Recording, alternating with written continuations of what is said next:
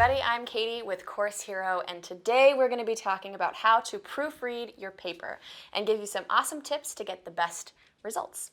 So, you're happy with the paper you've just written. Great. Only you're not done yet. You still need to proofread your paper. Check for misspellings, errors in grammar and punctuation, all those little things that impact how your professor judges your work.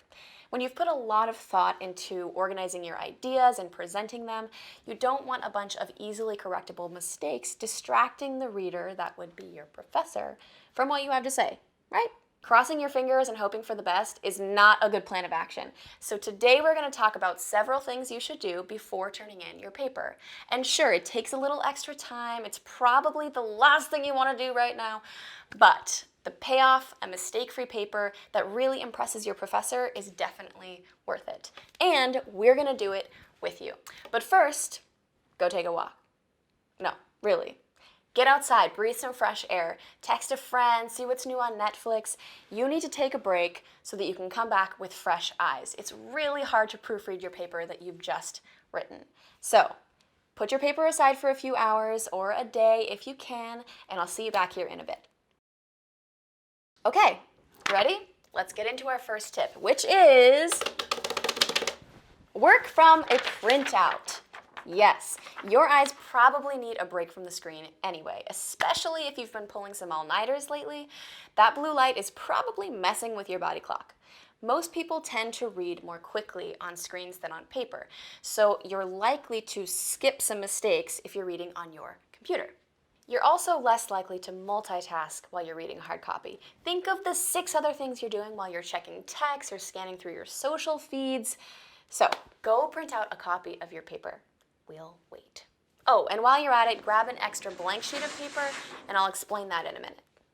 All right, tip number 2, use that blank sheet of paper to cover up all the text below the line you're reading. Doing this will help you stay focused and prevent your eyes from darting down the page and missing possible errors. Even if you typically don't make a ton of mistakes, you're going to want to proofread for each type of possible error separately. For example, don't look for misspellings and punctuation at the same time. My advice for you, start with what you hate the most. Get it out of the way. Or, of course, find an order or a system that works for you. Now, let's walk through what you should be checking for. Number 3, misspellings and typos. Whether this is your first order of business or you choose to wait until the end to do it, you just don't want to rely on the spell check function. It's not a substitute for a careful review of your paper because it won't catch if you've spelled a word right but have used it incorrectly. For instance, even if you're positive that your paper will earn you 5 gold stars, spell check won't know that you are sure about that. Some other examples of words that spell check will not catch are it's for its, there for there or they are, bear for bear, to instead of to, and principal for principal. While you're at it, check the spelling of all proper names and make sure any numerical figures you referenced are accurate. One useful technique is to read your paper backwards from the end to the beginning, and this forces you to focus on each word because it's taken out of context and helps you to see the words spelled the way you meant to spell them. If you want to go the extra mile, you can ask a friend or a roommate to proofread your paper too. They'll probably pick up on things that you missed. Research shows that we read other people's writing much more carefully than we read our own. Even if you've written the most brilliant paper in the history of paper writing, odds are you probably hit a wrong key somewhere, so just be on the lookout for typos. Red squiggly lines under any of the words in your Word doc are a signal that something's amiss and requires your attention. Tip number 4. Circle or highlight every punctuation mark on your paper, regardless of the formatting and style guidelines your professor has asked of you, and we'll get to that in a minute. The punctuation guidelines always stay the same. Here are some of the most common punctuation offenses. Putting a comma or a period outside of quotation marks, like this. Commas and periods belong inside quotation marks, like this. But question marks and exclamation points go inside the close quotes only if they're part of the quote itself. For example, I asked my professor, why do fingers and toes wrinkle in water? you put the question mark on the outside of quotes if the punctuation applies to the entire sentence. For example, wasn't it Facebook founder Mark Zuckerberg who said, "Young people are just smarter"? Overusing and underusing commas. Introductory words and phrases require a comma after them. For example, actually, comma, that makes sense. Non-essential information is set off by commas. For example, my father, comma, whose hair is turning gray, comma, just retired. Essential information doesn't require a comma.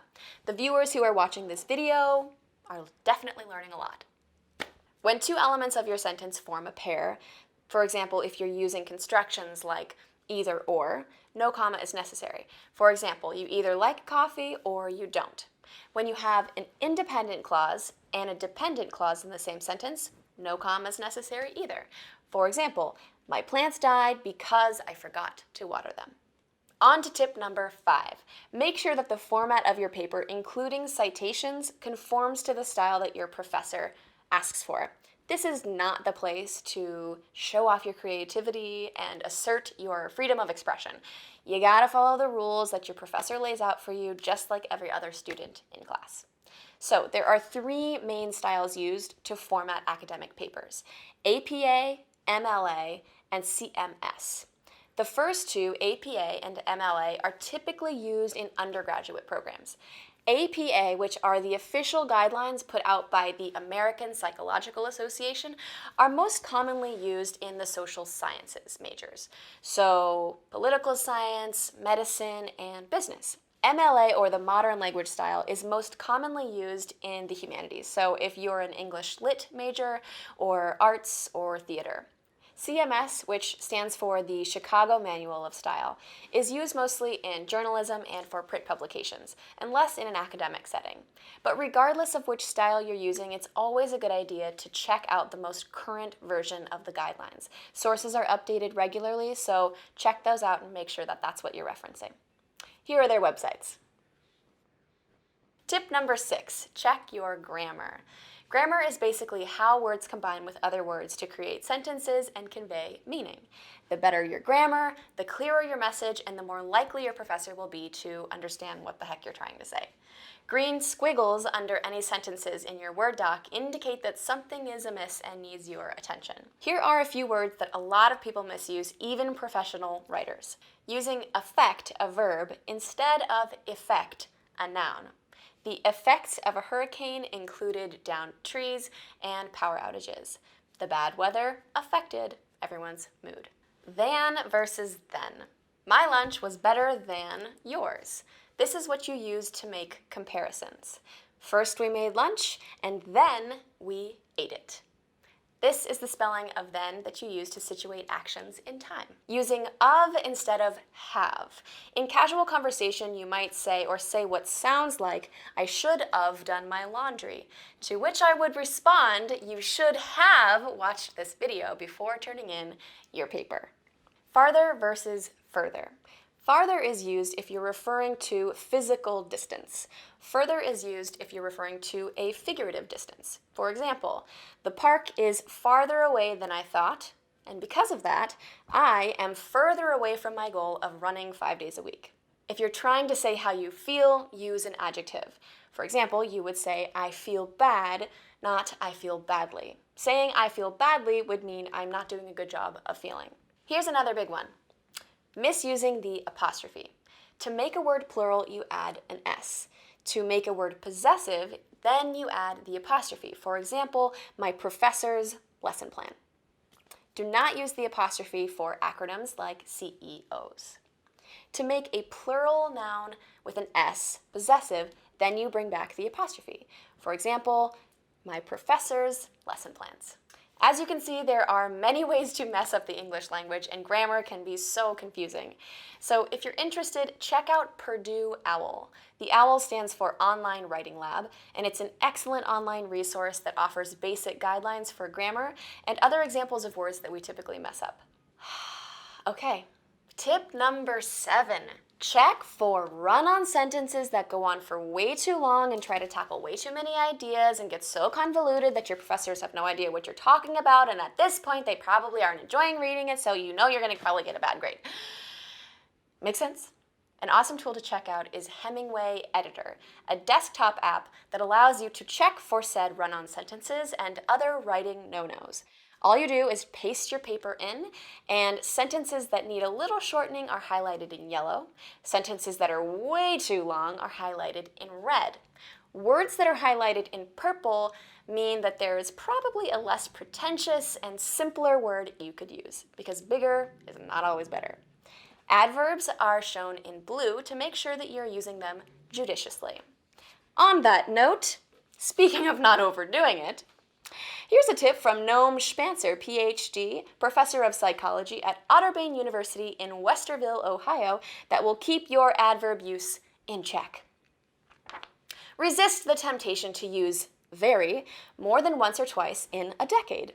Whenever you feel the urge to write very, you should write freakin' instead. For example, the sentence, psychological assessment is very crucial to the very essence of the very fragile psyche of your child, may look passionate and powerful to you.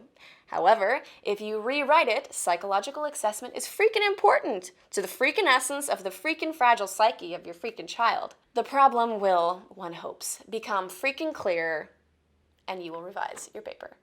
Tip number 8. Give your paper a visual once over. Is there a heading on each page if that's part of your formatting required? What about citations? Are they all styled correctly? And is your line spacing even? How about margins, font, and font sizes? Are they all consistent and correct? Be honest with yourself. Are there any mistakes that you tend to make? Do you like to write your instead of you are, since that's how we text, right, in casual conversation? Just be honest with yourself and keep a little list on the side that you can reference to give those mistakes a little extra love and attention. And last but not least, tip number 9, enjoy that sense of accomplishment. You should feel proud of yourself for all the work that you've done. Even though it might not have been super fun, this checklist is absolutely worth it. The result, a polished paper that your professor is going to love, is absolutely worth your time. Besides, the more you do it, the more proficient you'll become. So we cannot wait to hear how these tips help you. Did you knock it out of the park? Let us know in the comments below. For more info and to learn more about Course Hero, visit CourseHero.com. See ya!